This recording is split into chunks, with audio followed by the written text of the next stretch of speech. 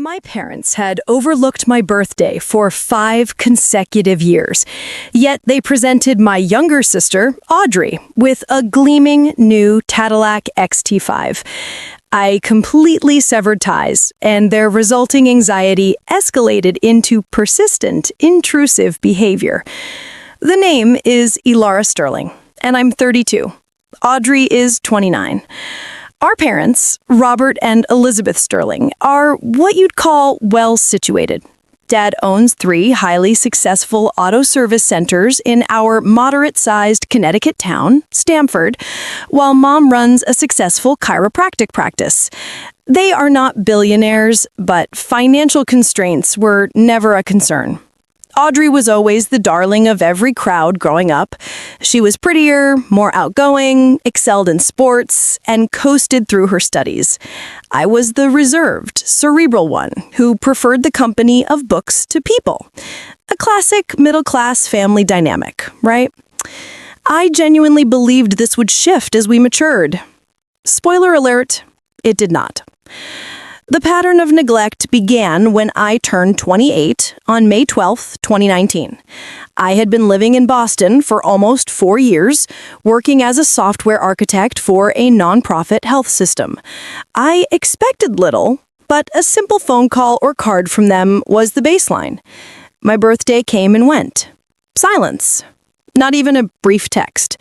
When I reached out to them 3 days later, Mom feigned forgetfulness. "Oh, honey, I'm so terribly sorry. The practice has been absolutely chaotic, and your father was managing that crisis at the Route 7 location." The usual excuses. She vowed to make it up to me. She never did. I convinced myself it was an isolated incident. People forget. Life accelerates. I was an independent adult in another state. Perhaps they thought I no longer needed their fuss. But it happened again in 2020. May 15th passed without acknowledgement. This time, when I called Mom 4 days later, she seemed shocked that I was upset. "Sweetheart, you know we adore you. We're just terrible with dates now. Must be getting old." She dismissed it with a laugh. Dad took the phone and vaguely mentioned sending something substantial for the winter holidays to compensate. The holidays of 2020 arrived. Audrey received a stunning diamond pendant with matching studs. My gift was a basic voucher for a major bookstore chain. The 3rd missed birthday occurred in 2021. By this stage, I was recognizing the clear pattern, yet a flicker of hope remained. Maybe this year they'll remember. Perhaps they learned from past failures. Wrong. May 14th, 2021, silence. But here is where it intensified. 2 weeks later, I saw on Audrey's social media that our parents had treated her to a luxurious extended weekend trip to Miami for her 26th birthday. Photos showed them in chic rooftop bars and at high-end gallery openings. Her birthday's in February, by the way. They remembered that one perfectly.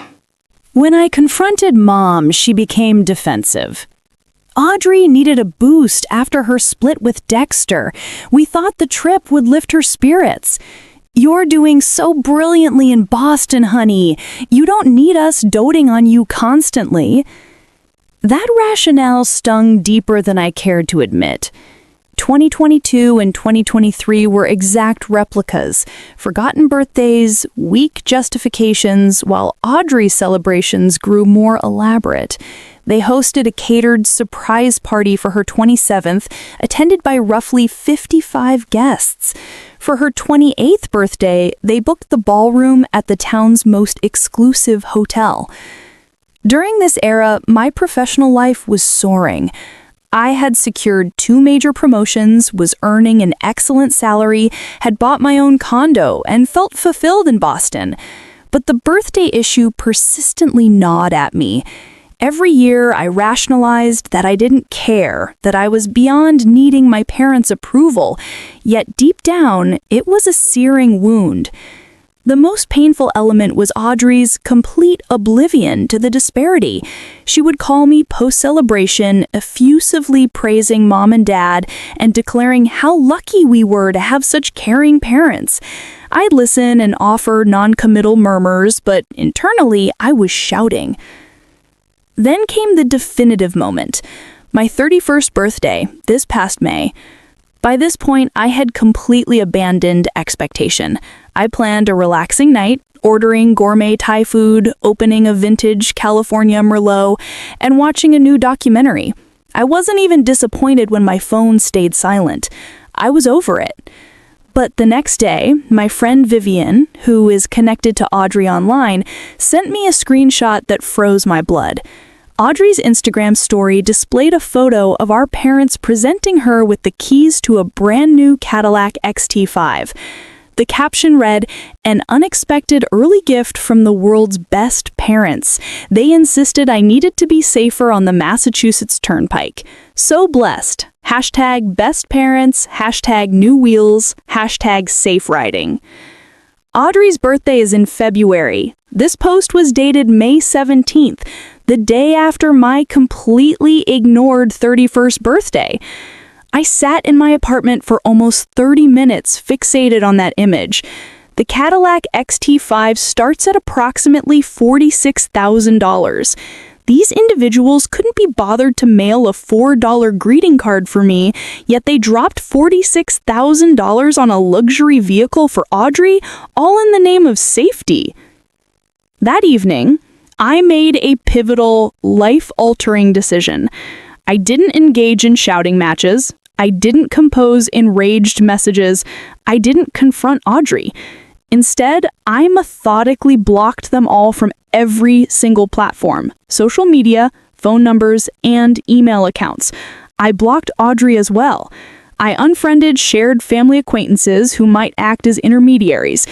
I even blocked my aunt, Teresa, who was the family's information hub. I didn't announce my action. I didn't send a grand farewell declaration. I simply vanished from their digital existence. The first 2 weeks were incredibly peaceful.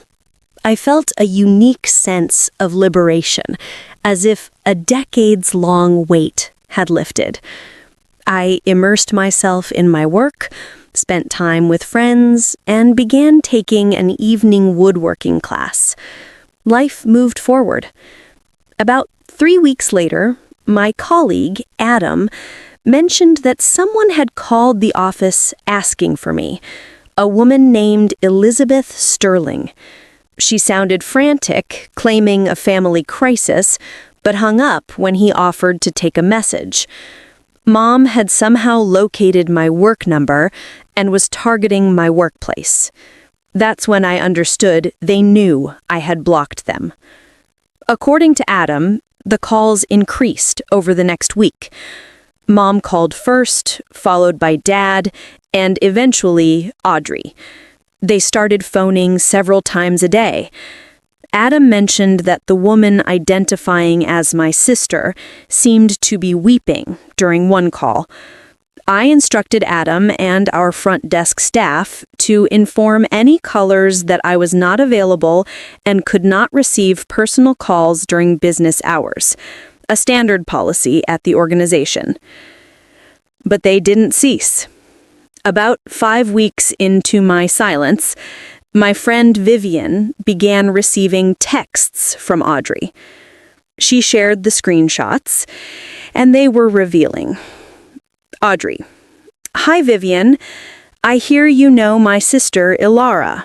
We haven't heard from her in weeks, and we're terrified. She's ignoring all our calls and texts.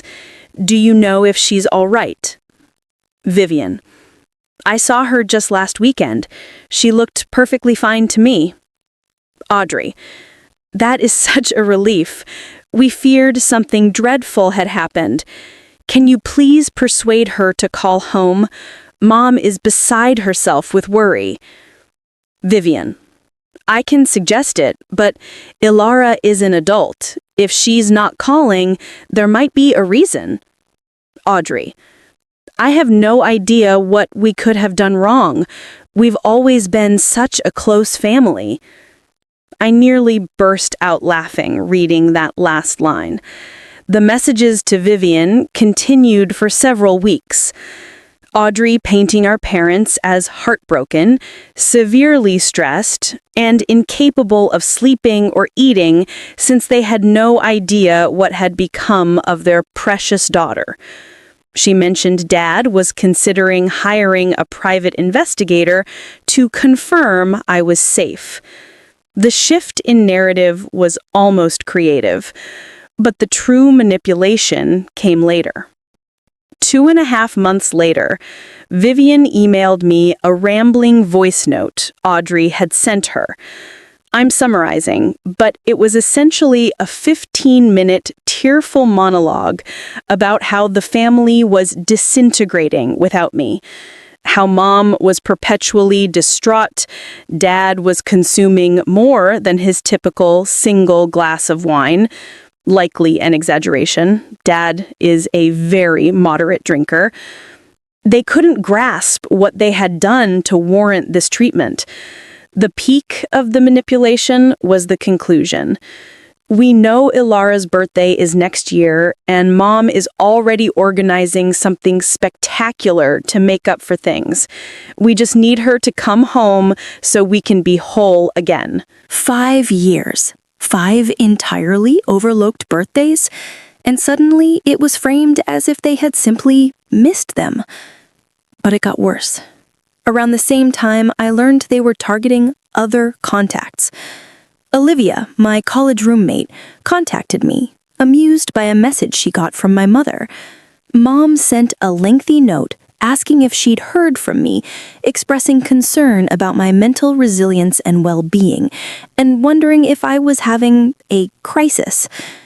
The message was laced with updates about Audrey's career success, how she had just started working at Dad's main office, and how they wished the entire family could share in the joy. Even in their panic, they couldn't resist focusing on Audrey. My coworker Ethan received an even stranger approach. Dad found him on a professional networking site and sent him a formal message inquiring about my performance and if there were any concerns regarding my mental state the family should know about. Ethan was so confused he screenshot it and messaged it to me immediately. That was a clear boundary violation. Attempting to intrude on my professional life was unacceptable, but I held firm. I refused to respond to any of it. I watched from my calm, drama-free Boston sanctuary as they plunged deeper into desperation. The escalation persisted. They somehow got my landlord's information, Mr. Gonzalez, and reportedly called him to voice concern about my welfare and ask if he had seen me recently. My poor landlord was utterly baffled. He knocked on my door one evening just to ensure I was fine, mentioning the bizarre calls. They contacted my gym. They obtained the number for my dentist's clinic. They were searching everywhere for anyone who could verify my existence and coerce me into calling them back. The most invasive action was finding the main number for my building complex through the property management company. High-rise apartment buildings in Boston with concierge services are usually very secure. So I was shocked when Caleb, the evening concierge, revealed that a woman claiming to be my mother had called the main office to ask about me. She sounded quite distressed, Caleb told me. She said she hadn't heard from you in months and was worried. I told her I couldn't share information about residents, but she kept asking if he'd seen you come and go. Mom had located the central office number and was now questioning the building staff, both astonishing and genuinely frightening. It demonstrated a level of relentless focus bordering on harassment. I also found out they had called my doctor's office in Boston. Dad had apparently used his business contacts in the auto industry to determine which health organization I used based on my insurance details. My doctor's receptionist mentioned it during my annual physical, asking if my family was all right after receiving some unusual calls from people claiming to be your parents and asking about your health. She assured me they revealed nothing. HIPAA regulations prevent us from sharing any information. The medical privacy laws were my shield there. But the fact that they were prepared to try to access my private medical records without my consent was a massive red flag. Around the 6th month of my silence, I realized their social media activity had become quite worrisome. My friend Ethan showed me a Facebook message he received from a profile using a stock image and the name Hannah Miller. The message began, "Hi, Ethan. I'm a friend of Elara Sterling's family. We are extremely concerned about her and haven't been able to reach her for several months. Could you please ask her to call her family? We are very worried something has happened to her. Thank you." Ethan checked the profile and saw it was created only days before the message was sent. It had 0 activity or mutual friends. It was clearly a fake account created solely to contact my acquaintances. This confirmed that they weren't just panicking. They were employing deceitful, manipulative tactics to reach me. But arguably the most telling incident occurred 7 months into my silence. Vivian, my primary source for the ongoing family saga, told me about a chance meeting with Audrey at a coffee shop in Stamford. Audrey immediately launched into a detailed account of my disappearance. But this time, her story had drastically changed. According to Vivian, Audrey was now claiming that I had always been envious of her and resentful of our family's prosperity. She alleged I had become increasingly unstable over the last couple of years and had made several alarming statements about feeling unappreciated. This was pure fabrication. I had never displayed jealousy or made any disturbing remarks. If anything, I had been too effective at masking my anger and maintaining a facade of contentment during family visits. However, Audrey had apparently convinced herself that my withdrawal was the result of long-brewing mental health problems rather than legitimate concerns about their differential treatment. She told me you were acting paranoid, claiming they loved her more than you, which she said was obviously untrue because your parents love you both equally. She said they were worried you were going to have a breakdown. The gaslighting was stunning. They had successfully reframed my valid concerns about neglect as evidence of mental illness and paranoid delusions. She also said, Vivian added, that they had offered to pay for your therapy multiple times, but you refused because you didn't think anything was wrong with you. This was an outright lie. They had never offered nor suggested therapy for me. In fact, when I casually mentioned seeing a therapist in Boston a few years ago, Mom's reaction was, "What for? You seem perfectly normal to me." But now, in the revised family mythology, I was the unstable daughter refusing help, and they were the loving parents desperately trying to provide it. To her credit, Vivian didn't believe a word of it. I told her that you seemed completely normal to me, and that if you weren't talking to them, there was probably a good reason. That comment clearly angered Audrey. Vivian noted that Audrey grew visibly irritated when the possibility of a reasonable cause for my silence was raised. She doubled down. "But we are such a close family. We've always been this way. Elara knows how much we adore her." The self-deception was so profound that I almost felt a flicker of pity. Almost. What struck me most was how Audrey positioned herself as the main victim, not the parents worried about me. Audrey was the one suffering the most because of my absence. She claimed she felt as if she had lost her best friend. She talked about how you two used to share everything and how she couldn't understand what she did wrong to make you hate her. Again, this was revisionist history. Audrey and I were never best friends. We were polite siblings who got along but weren't particularly intimate. Yet, in her mind, we shared a deep, vital relationship that I had cruelly destroyed by disappearing. The most disturbing detail was when Vivian revealed that Audrey had requested her to monitor me and report back if I seemed distressed or needed help. She gave me her number and asked me to call immediately if I seemed depressed or said anything alarming. She said the family was ready to stage an intervention if necessary. An intervention for what? For establishing necessary boundaries and removing toxic influences from my life? The thought that they might try to force their way back into my life under the pretense of help was terrifying. It showed the extreme lengths they would go to avoid accepting responsibility for their role in this situation. This conversation with Vivian was the catalyst for me to elevate my concern for my privacy and safety. I subtly modified my work hours to be less predictable. I varied my routes home. I became extremely cautious about what I shared on social media, even with maximal privacy settings. It sounds paranoid, but given their escalating behavior, I wasn't taking any risks.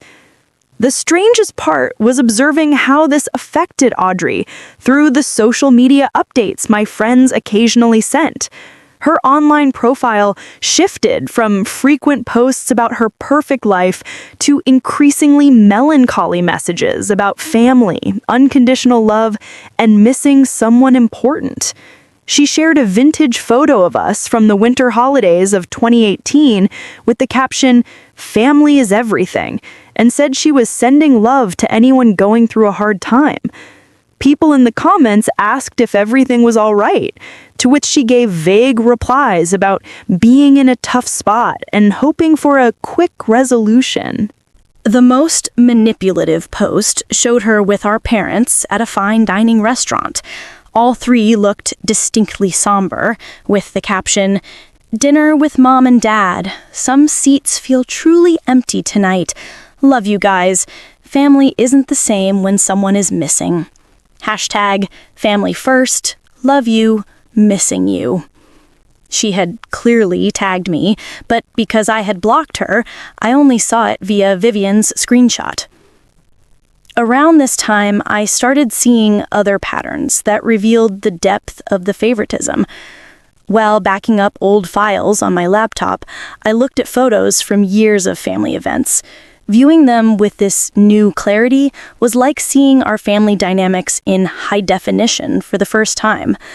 Audrey was the indisputable focus of every frame.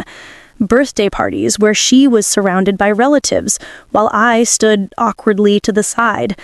On winter holiday mornings, her pile of gifts was literally twice the size of mine. Graduation photos showed Mom and Dad enthusiastically flanking Audrey, while I had a hastily taken picture that felt like an afterthought. There was one image from Audrey's high school graduation that truly solidified it. Our parents had rented a private room at a country club for her celebration. There were approximately 45 guests, a professional photographer, a bespoke cake, and all the elaborate details.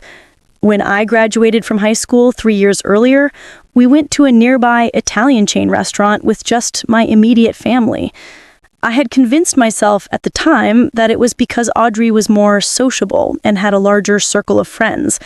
But looking at that photo now, I see my 18-year-old self in the background trying to force a smile while feeling utterly insignificant. The more I reflected, the more examples surfaced. Audrey received her first car at 16, a practically new Toyota Corolla that Dad had spent weeks researching and test driving with her.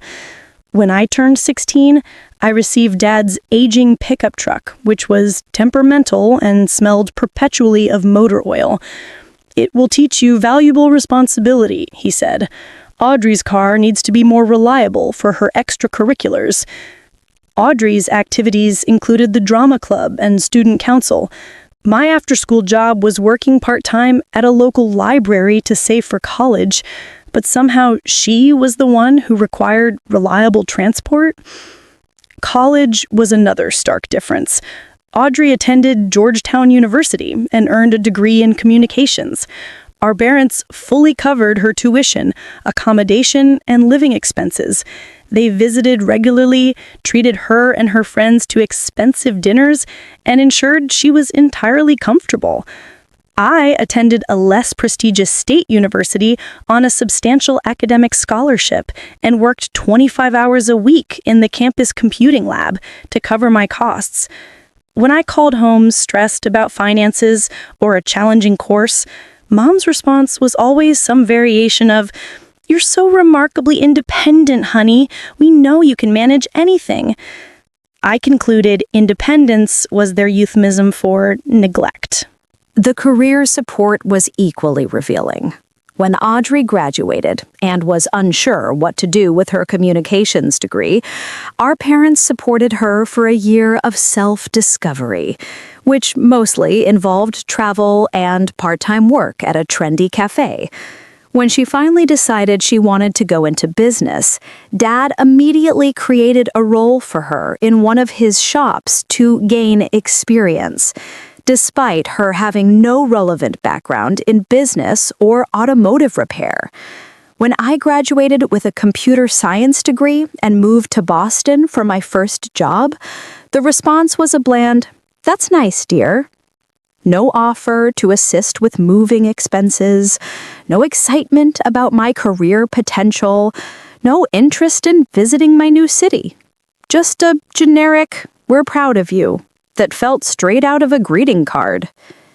Even the way they described us to others was different. I realized this during one of my rare visits home 2 years ago, before the birthday issue reached its tipping point. I was at the grocery store with Mom when we ran into Mrs. Albright, our former neighbor. Mrs. Albright asked about both of us, and I got to hear Mom's responses back to back. About Audrey, "Oh, she's fantastic. She's really found her calling at Robert's business. She has such an aptitude for customer relations, and she's been implementing all these new systems that have genuinely boosted efficiency. We're so proud of how she's matured in the role, and she just moved into a stunning apartment downtown. You should see the renovated kitchen." About me? Elara is doing well too. Still up in Boston, still working with computers. She seems content there. That was it. No details about my promotions, work accolades, or the fact that I owned my condo. Just still working with computers, as if I were doing basic data entry, not designing life-saving software for healthcare systems. The chat lasted only 5 minutes, but it provided perfect clarity. Mom believed Audrey's life was interesting and worthy of praise. My life was merely adequate. Nothing to be excited about. I began paying closer attention to these dynamics, and the pattern was unwavering. Audrey's achievements were announced with fanfare and thorough explanations. Mine were mentioned briefly, if at all. When Audrey was promoted to assistant manager at Dad's shop, they hosted a large family dinner to celebrate, including aunts and uncles.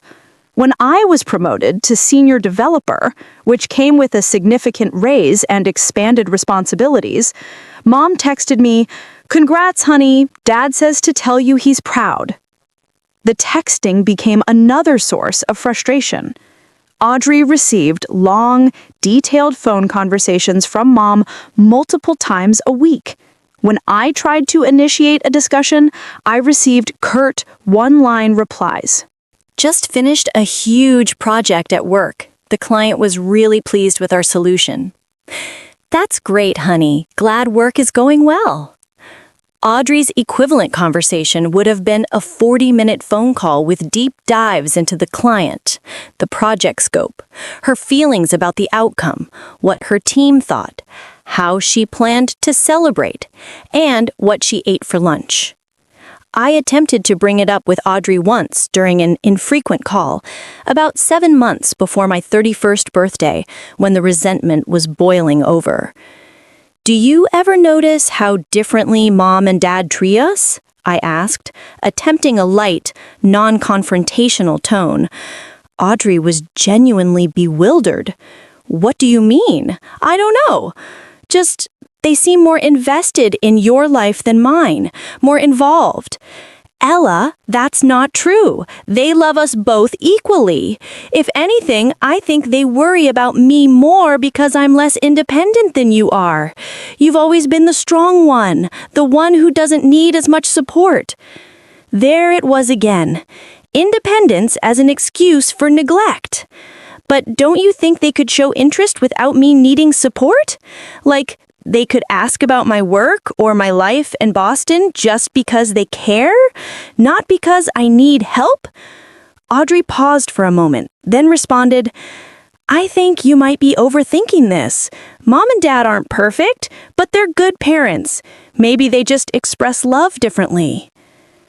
That talk made me realize Audrey honestly didn't see the disparity. To her, their treatment of her was simply typical, intense parental devotion. Their treatment of me was also normal, just tailored for the independent daughter. Around this period, I started documenting things. At first, they were mental notes, but eventually I started writing them down. Partly for my own sanity, and partly because the patterns were so blatant, I worried I was imagining them.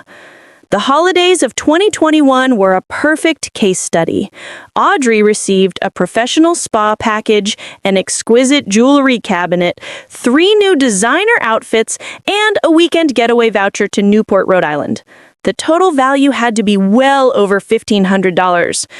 I received a generic gift hamper containing artisan crackers and bath products that looked like they came from a corporate catalog. When I opened it, Mom said, "We thought you could use some relaxation after working so hard." It sounded sweet until I recognized it as the exact same basket she gave the receptionist at her chiropractic office. Audrey, meanwhile, shrieked with delight at every gift, hugged our parents repeatedly, and posted multiple social media stories about how privileged she felt and how amazing our parents were. I smiled and said, "Thank you for the gift basket." What could I do? The documentation was invaluable later, because it allowed me to confirm I wasn't being irrational or overly sensitive. The differential treatment was real and quantifiable. Over the course of 1 year, I noted 11 separate occasions where Audrey received significant gifts or celebrations for various milestones. Birthday, promotion, new apartment, breakup comfort, spontaneous surprises. In the same year, I received 2 generic gift vouchers. However, the most definitive event happened about 8 months before the Cadillac incident. Audrey called me, crying, after getting into a minor fender bender in a parking garage. Nothing serious, just minor bumper damage and a scraped headlight. No one was hurt, and insurance would cover the repairs. Our parents arrived at the scene within an hour of Audrey's call. Dad handled the insurance adjuster and the other driver. Mom took Audrey to an expensive brunch to calm her nerves. They arranged for her car to be towed to Dad's shop for priority repair, gave her one of Dad's luxury loaner vehicles to drive, and generally treated the situation as a major family crisis requiring immediate full-scale mobilization. 2 months later, I was involved in a much more serious highway collision near Boston. A reckless driver ran a red light and struck my car hard enough to deploy the airbags. I was shaken and bruised, but luckily not severely injured. My vehicle, however, was totaled. I called Mom from the emergency room while I was being examined, partly because I was terrified and needed comfort, and partly because I felt they should know. Mom replied, "Oh no, are you hurt? Do you need us to do anything?" I assured her I was fine, just extremely rattled, and would have to deal with insurance and getting a new vehicle. "Well, that's a hassle, but it sounds like you have everything under control. You're so good at handling these things, Elara. Let us know if you need anything." That was the entirety of the response. There was no offer to fly up and assist. There was no suggestion that Dad could leverage his auto industry connections to help me find a replacement.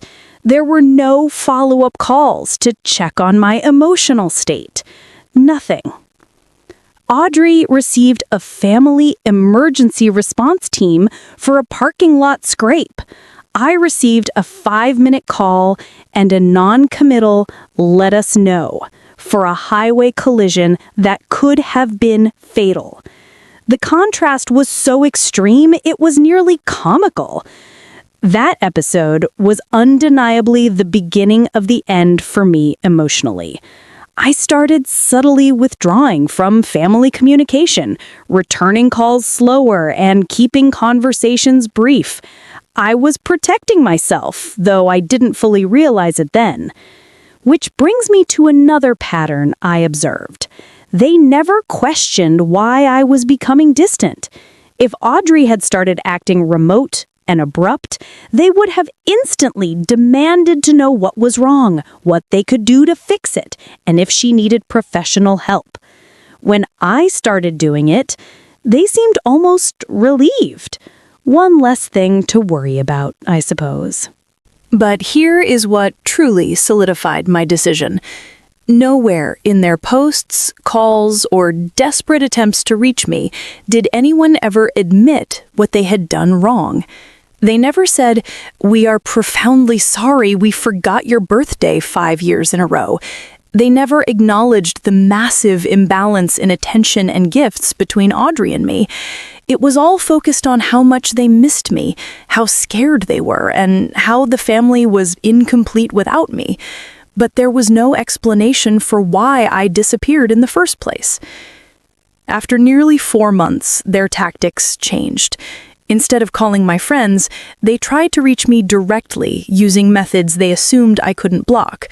First came the letters to my Boston apartment, long handwritten notes from Mom, expressing their love, apologizing for whatever pain they had caused, and begging me to come home for Sunday dinner to talk things out.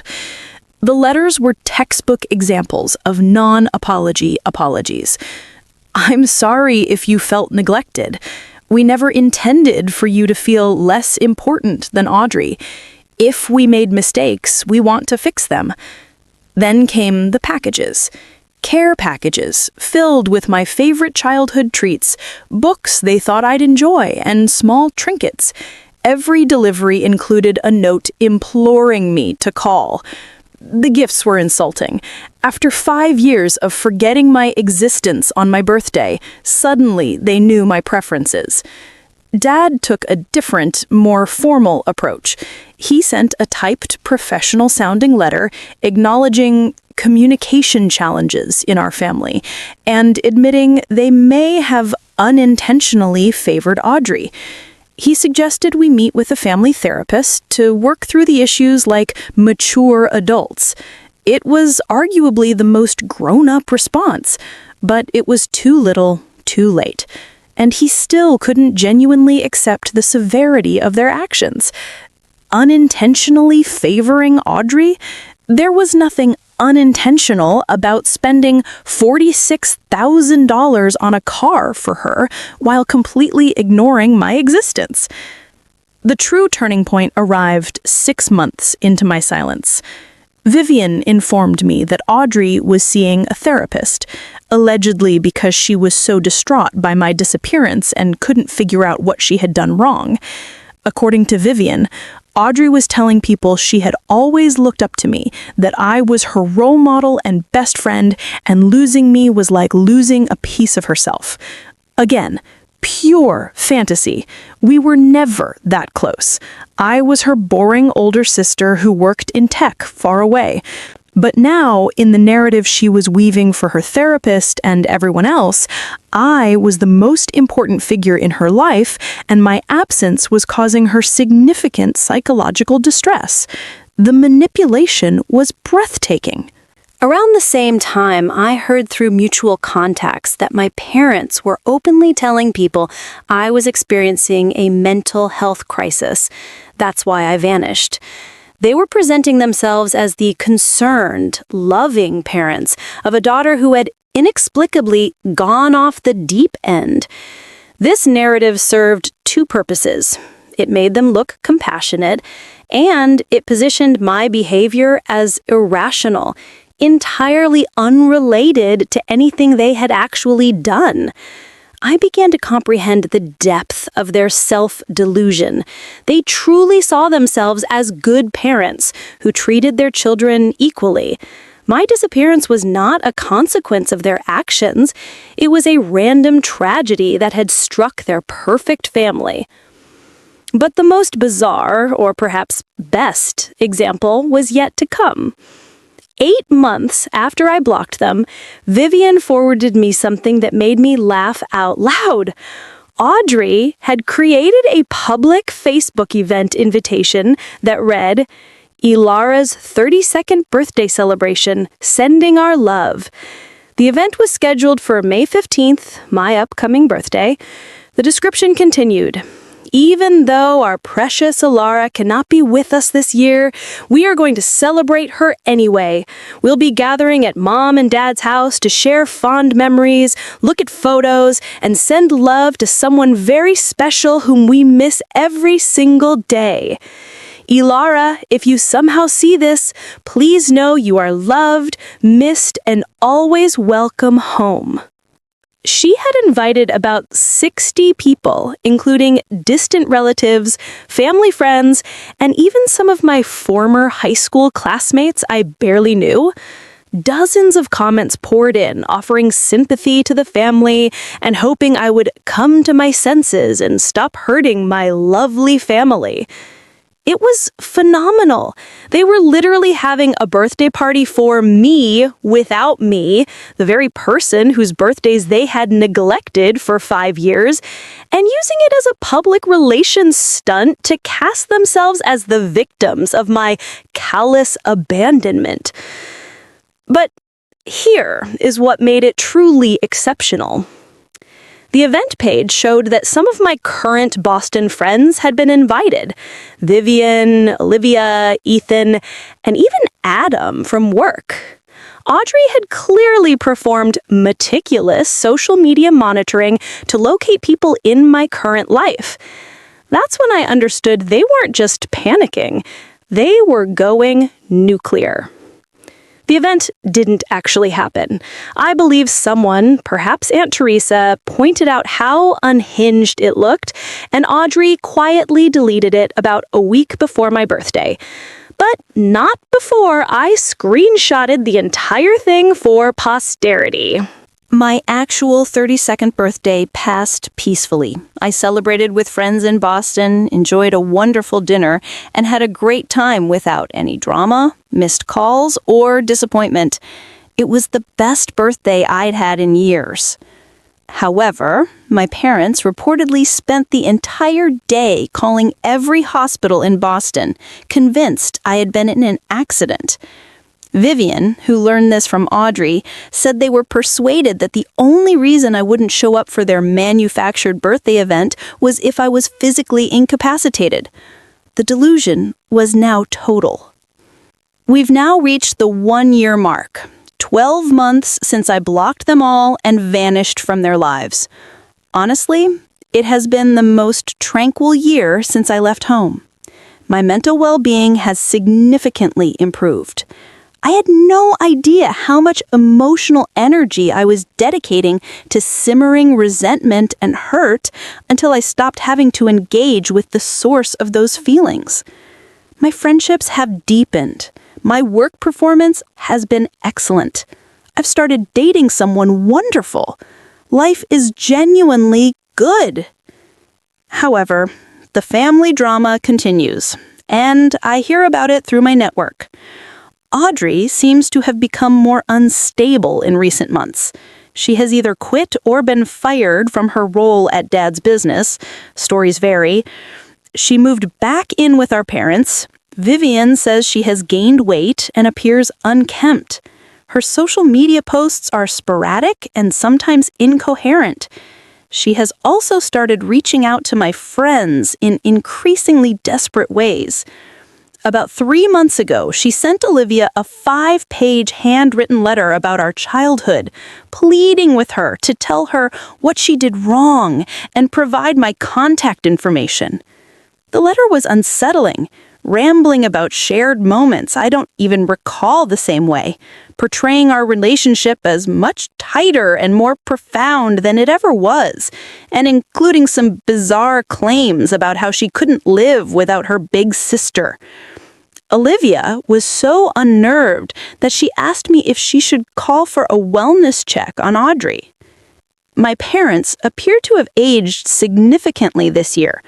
Dad's business has suffered due to his distraction and poor decisions. Mom has taken a prolonged leave from her practice. They've both gained weight and, according to family friends, no longer socialize much. They also, reportedly, spent thousands of dollars on a private investigator who confirmed I was alive and well in Boston, but could not determine the cause of the estrangement. The birthday neglect and favoritism were not things that would surface in public records or casual inquiry. The investigator supposedly told them that based on his research, I appeared to be thriving, doing well at work, maintaining friendships, and living a normal life, which only intensified their confusion. If everything was going so well, why wouldn't I want my wonderful family in my life? Aunt Theresa, the family gossip, has become the situation's unofficial spokesperson. She's been telling anyone who will listen that I got involved with a sinister crowd in Boston and was indoctrinated against my family. She has also claimed I am in an abusive relationship with someone who is isolating me. The birthday for herself story continuously evolves, but they are always absolved of any involvement. Here's my key takeaway from the last year. My family is incapable of genuine self-reflection. They cannot admit they mistreated me, because that would require admitting they are not the wonderful, flawless parents they believe themselves to be. Instead, they've constructed an elaborate fantasy where I am either mentally ill, being misled by others, or experiencing an incomprehensible crisis unrelated to their behavior. And frankly, I'm fine with that. Their delusion is not my responsibility to correct. I've been seeing a therapist throughout this process, and she helped me realize that what I did, removing myself from a toxic environment without drama or conflict, was the healthiest possible response. She calls it the gray rock method brought to its logical conclusion. Instead of trying to become uninteresting to toxic people, I completely removed myself from their existence. The birthday neglect was merely the catalyst. The core issue was that I had never felt truly valued or prioritized by these individuals. I was the secondary child, the afterthought, the one they could ignore because I was doing okay on my own. And you know what? They were correct. I am doing well on my own. Better than fine, actually. I don't miss them. I assumed I would, but I do not.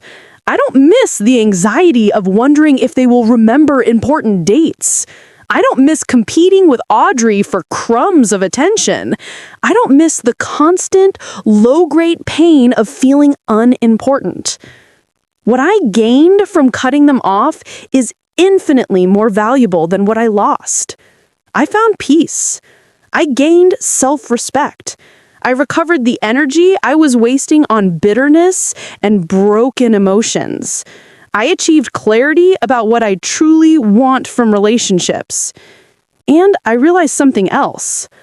I can thrive without them. I do not need their approval, their attention, or their love to be successful and happy. That is a powerful realization. People ask if I'll ever reconcile. I genuinely don't know. Perhaps one day, if they can sincerely admit what they did and why it was hurtful, we could have a discussion. But that would necessitate them admitting fault. I'm not holding my breath. For now, I am content to let them wonder, worry, and spiral into panic and uncertainty as they make their desperate attempts to contact me. They forgot I existed for 5 years. Now, they can spend as much time as necessary remembering exactly what they lost. In a beautiful irony, the silent treatment I am giving them is having a far greater impact on their lives than those 5 ignored birthdays had on mine. I am not seeking vengeance or trying to cause them harm. I am simply living my life without them. And apparently, that was the most damaging action I could have taken. Sometimes, the best response is simply refusing to participate in someone else's dysfunction. They forgot about me for 5 consecutive birthdays. Now they will spend every day wondering where I am, what I'm doing, and whether I'll ever return. I call that poetic justice. The difference is, I am not losing sleep over it. Update. For those asking about holidays and emergencies, I have amazing friends in Boston who have essentially adopted me into their families. Last winter was the finest I've had in years. I've seriously considered emergencies. If something genuinely severe happened, life-threatening illness or accident, I would likely learn about it through mutual connections and decide how to manage it then. But I will not break my silence just because they manufacture drama or declare an emergency when there is none. And yes, I understand some people find my actions harsh or cruel, but I was wounded for 5 years by their coldness and thoughtlessness. I am not obligated to endure more of the same just because they now realize they miss me after I am gone. Regarding my building security, yes, they have strict policies. My parents found the property management number online and called, claiming to be concerned family. The staff did not give them any personal information, but under pressure, they confirmed I reside there, which was already too much information for my comfort. Thank you for reading. Sometimes telling your story to strangers helps you confirm you are not insane. If this narrative resonated with you, please consider supporting our channel for more genuine stories of family resilience. Thank you for watching.